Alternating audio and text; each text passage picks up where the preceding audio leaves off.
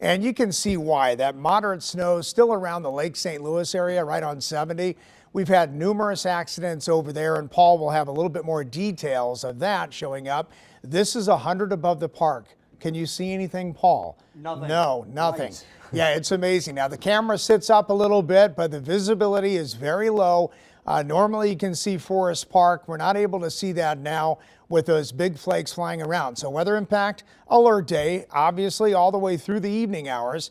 29 for the high. So that snow, it's not a mixture. It's all snow. And when it hits the ground, it stays on the ground. So here we go. The satellite shot, this moisture is tapped into a little bit of the Gulf of Mexico. You can see the green in southern Arkansas. That's where the rain is. But for us, it's all snow. And then so let's take a tour here of the Doppler weather radar. And when you get those bigger flakes in the moderate snow like Spanish Lake, it's that purple that's showing up on the radar. So all the way to Granite City and Edwardsville, it is accumulating on the ground, even back into Lake St. Louis and also St. Charles.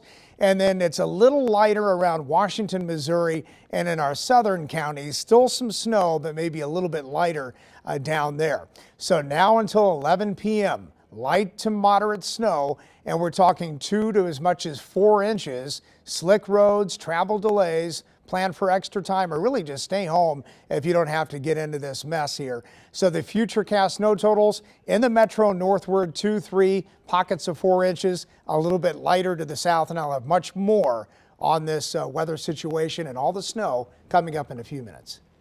All right. Thank you, Jim. Probably pretty difficult to figure out exactly the consistency of the snow. I know it's a little lighter, but like you said, it is definitely sticking around here, and we've got treacherous roads everywhere. We are really crowded here coming into downtown and out. These are conditions on the road. What you're looking at, the colors, that is exactly what we're seeing as far as speeds go, right? So we've talked a lot about the sensors. The sensors are still showing how fast folks are going. It doesn't necessarily mean you're totally jammed up everywhere there. But let me go back here. I want you to see the bigger map and look at that. Okay, so this is what we call the big map, and look at the colors everywhere north of, let's just say, Manchester. Manchester from downtown all the way out to Wildwood. If you are north of Manchester right now, you are dealing with treacherous weather, treacherous conditions, and you're going to be late. My advice is to not leave right now. This snow came just a little touch earlier, and because of the conditions, as Gary and Jim were mentioning,